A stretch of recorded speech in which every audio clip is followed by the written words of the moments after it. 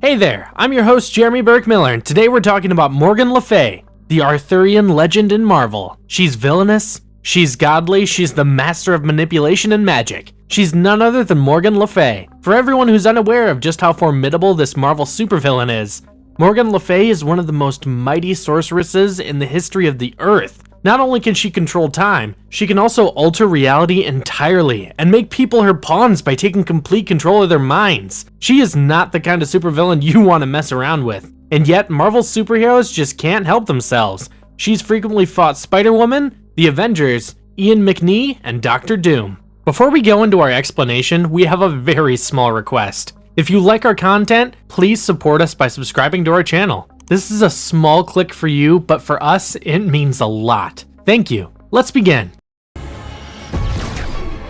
She commanded the unspeakable power of Origins as explored in the Runaways TV series. Morgan Le Fay was originally a Marvel Comics supervillain, an evil enchantress, and one of King Arthur's most formidable opponents. Morgan Le Fay is a formidable half-human, half-fairy sorcerer who periodically battles the Avengers in the comics. She's made her Marvel Cinematic Universe debut as the principal adversary in the third season of Runaways. Played by Elizabeth Hurley, Stan Lee and Joe Manley designed this rendition of Morgan Le Fay's character. She had been locked in the Dark Dimension for generations. You might find this punishment too cruel for a woman as beautiful as her, but when you find out what she did to deserve it, you will definitely change your mind. Morgan Le Fay existed throughout the Middle Ages and was famous for her various battles with King Arthur, which cemented her place in Arthurian legend and mythology until she became trapped in the Dark Dimension and had to survive there for decades. During her confinement, she made contact with the sorceress Tina Minoru and befriended her. Tina was studying magic at the time. Le Fay attempted to control her from the Dark Dimension in order to obtain the access to the Staff of One, a powerful magical relic that enables its wielder to modify their environment heavily. Morgan felt the staff to be her birthright, but her evil plot ultimately failed when Tina Minoru discovered Morgan's true intentions, seized the staff, and left. Morgan began to pursue Tina's daughter, Nico, with the same intent years later. Le Fay was an enemy of the Runaways, and she intended to utilize Nico Minoru as a conduit to carry out her diabolical plot of global dominance. For those of you who might not know, Nico Minoru is a Wicca sorceress, and one of the titular characters of the Runaway TV series. Le Fay also led a coven of witches and attempted to seize control of Nico Minoru and the Staff of One, so that she could rule the world. After manipulating Minoru into casting the perfect spell, she was able to leave the Dark Dimension, which helped further her secret plot to connect the Dark Dimension and Earth. This connection would help her reign over both worlds simultaneously, with an army of enslaved people generated by the Corvus Whiz phones to assist her. In order to ensure the success of her plan, Le Fay enslaved Robert Minoru and took over Wizard, the Minoru's company, continually attempting to take the Staff of One from Nico. However, her aspirations for global dominance were ultimately thwarted by an alliance by both the Runaways and Pride, a Los Angeles-based charity that consists of some of the most wealthy and influential families in the city. Tina Minoru,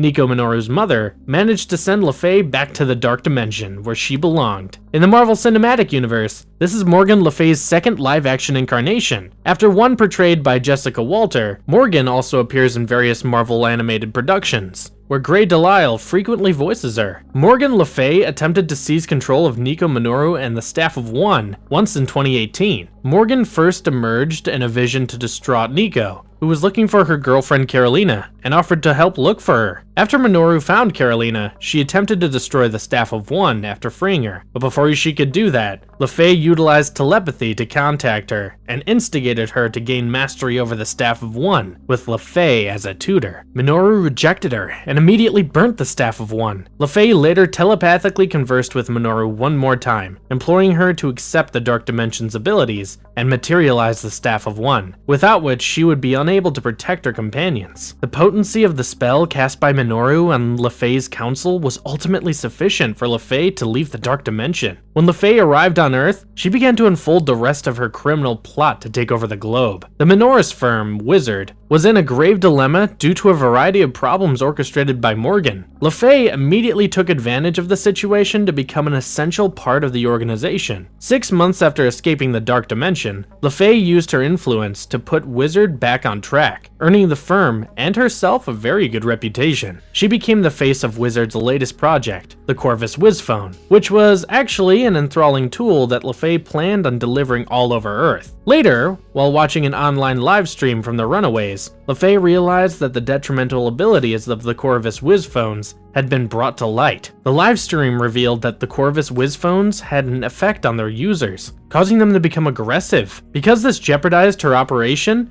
she used her abilities to remove the video from the internet and prevent the Runaways from filming another one. Le Fay returned to her study in the Essex Tower Hotel after a failed sacrifice meant to activate a spell that could be used to merge the Dark Dimension with the earthly plane. She stood at the heart of her circle of witches, gathering the energy of the Corvus Wizphones that had been spread across California, greatly enhancing her abilities. Because Le Fay still needed the Staff of One to rule over the world that she envisioned herself in, she teleported into the hostel and attacked the Runaways. She was assaulted by Nico Minoru, who threw a knife at her when she questioned her. Nonetheless, Le Fay showed that the weapon would not kill her, but rather strengthen her, proving her point by absorbing it into her body. Le Fay urged the Runaways to surrender to her, stating that she could transform the world with them by her side, and that she would rid it of all ills, such as poverty and corruption. But the cell phone towers were abruptly cut off just as Le Fay thought her plan was succeeding, weakening her because she could no longer rely on the Corvus users. Le Fay slowly slumped on the steps as a result of the loss of strength. Yet despite this setback, she remained powerful enough to take on the Runaways alone. While she attacked them with her black magic, they were sheltered by Nico. They were able to flee as Le Fay attempted to envelop Nico in her magic. Despite the young girl being temporarily protected by Carolina Dean, Le Fay was eventually able to incapacitate Dean and seemed to overcome Nico. That was until she discovered that she had been imprisoned behind a circle of magical salt. Le Fay stated that it would not keep her for long, but Tina Minoru arrived just in time to cast a spell that exiled Le Fay back into the Dark Dimension, thus ending her reign of terror. She has been impactful in the comic universe. Based on Arthurian folklore, the legends of Morgan Le Fay, Marvel's version of Morgan was adapted by Stan Lee and Joe Manley in Black Knight #1 in 1955. Then again in Spider-Woman issue 2, 1975, by Marv Wolfman, Carmine Infantino, and Tony DeZuniga. She attempts to take over the world on occasion, and has been an opponent of the Avengers and the Dark Avengers. In the 1970s, she featured as a nemesis of Jessica Drew in the original Spider-Woman comic. She was also once a member of the Darkholders, and a previous lover of Doctor Doom, who later went on to become the father of her daughter, Caroline. After Atlantis sank, some islands allegedly survived. Igraine was a sea princess on Avalon, the biggest of these islands. Igraine had a daughter called Morgan. Morgan was almost immediately transported to the House of Virgins to be taught to be Avalon's sea princess. The ladies on the island were married off to males of the Holy Tribe for mystical purposes. Denying Morgan the love she desired, Mirrodin, a young priest, was forewarned of an impending and long foretold disaster. Mirrodin and Igraine fled to the House of Virgins, where they seized Morgan and flew aboard a merchant ship, as the other Atlantis islands were flooded by massive tidal surges produced by a volcano's eruption. They arrived on the Isle of Britain, where Mirrodin took the name of Merlin and started his druidic cult at Stonehenge. He set up Igraine's marriage to Gorlois, Duke of the Tin Islands, who adopted Morgan. Uther Pendragon assassinated Gorlois and took Igraine as his own queen. Arthur, her son, was born soon after. Morgan, who grew into a loving young lady, accompanied Merlin to Arran Island to become his apprentice in exchange for also becoming his lover. But she soon broke her promise. Morgan sought to use the Darkhold to resist her half-brother, King Arthur Pendragon of Camelot, in his conversion of Great Britain to Pauline Christianity. Merlin foiled her repeated efforts to throw Camelot to ruin. Finally imprisoning her within Castle Le Fay, Morgan kept projecting her astral form into various future times, hoping to find a way out of her physical confinement. Morgan's astral form fought Spider-Woman and the Avengers in modern times. Dr. Doom went back in time to seek her assistance in fighting the mighty Avengers. They became lovers during his repeated trips. She taught him magic but requested a future gift. Doom stated he couldn't do that because it would be a disruption to the timeline. On the other hand, Doom did not believe their affair to be disruptive because it was limited and contained. Doom wanted Morgan to teach him more about the dark arts, including conjuring an army of demons, which she successfully employed to defeat the mighty Avengers. Morgan sent an army of demons into the future to avenge Doom's betrayal. She attempted to murder Doom as a mere child at first, but then chose to wait several decades so that Doom would completely understand why she was going to kill him, and confronted Doom at Latveria. The Sentry severed her head as the Dark Avengers came to save Doom. She then resurfaced aggressively in his place and seized control of the new Spider-Man, who was known as Mac Gargan, and assaulted Ares. She was once again murdered by the new Hawkeye, who was known as Bullseye, but she was resurrected. Morgan turned Ares to stone, while Doom and the Iron Patriot went back in time to murder her in her own time. Doom recited a spell in a language that she couldn't understand. Despite her shouts and pleadings to send the sorceress into her own enchanted cauldron forcefully, Morgan survived, but she was sent to 1 million BC, when she fled from a tribe of cavemen fighting a T-Rex. Doom miraculously recreated Latveria, and the resurrected Dark Avengers returned to America. Morgan Le Fay took over a city of the dead under Velletri, Italy, after being liberated from her own magical cauldron by her daughter, Caroline Le Fay, a mystical necropolis of which there are several below European towns. From here, she began a massive onslaught throughout Europe,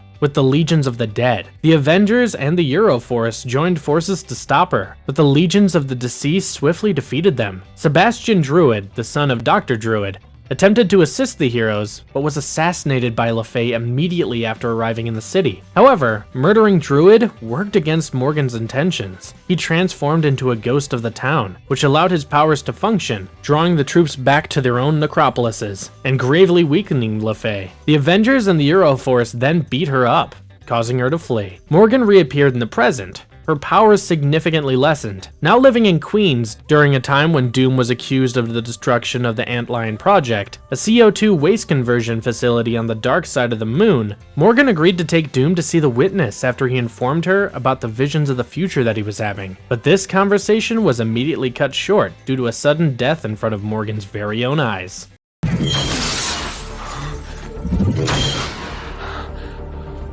What makes her such a powerful sorceress? Morgan Le Fay's half-fairy background gives her a natural affinity for magical powers. She also has a remarkable brain, and as a former apprentice of both Merlin and the Lady of the Lake, she knows a considerable amount of magical wisdom. She is regarded as one of Earth's best sorceresses, although not all of Morgan's abilities have been documented. It is known that she can mystically affect both the natural world of Earth and the celestial realm. She has the ability to cast illusions, shoot mystical bolts that can impact people and objects even when in astral form, generate magical force shields, separate spirits from their bodies, and govern these spirits to perform acts according to her will. When she is in her human form, she can fly and transform into different humans or animals, both natural and fantastical. She possesses healing abilities that she may have utilized on her old adversary and stepbrother, King Arthur, while taking him to the other world. Morgan can draw into and manage great magical energies to perform mighty feats of magic without expending her personal energy. Morgan is also nearly immortal. She also has the ability to time travel and can use it to return from death. Le Fay also has the ability to manipulate extra-dimensional mystical forces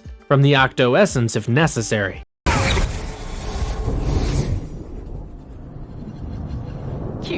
Le Fay, a crafty, manipulative, and very powerful enchantress, was utterly committed to her desire to conjoin the dark dimension and the earthly plane, and dominate the emerging world, with little to no consideration for who would suffer as a consequence. She professed herself to be soulless and boldly demonstrated her seeming lack of attachment to anyone. Indeed, every time she was shown to befriend or show affection towards someone, it turned out to be a ruse. Although Le Fay would occasionally reveal humanitarian objectives that might be achieved after fulfilling her plot, such as ridding the world of poverty, corruption, and other global ills, Le Fay indeed operated only for her own benefit. While it is easy for the casual viewer to feel bad for Le Fay and attribute all her ills as a result of the experiences she's been through, we must be aware that Morgan is so much more than her past. She is cold, cruel, ruthless, and murderous to a fault, and no experience can create such a monster out of anyone unless they were a monster to begin with. Morgan is definitely one of Marvel's more unique supervillains, and a definite blast from the past owing to her Arthurian roots. Beautiful but deadly, cold but calm. Morgan is also one of, if not the most dangerous Marvel supervillains. Her beauty might fool the inexperienced eye, but every diehard Marvel fan knows exactly what she's capable of. And if you liked our content, don't forget to leave a like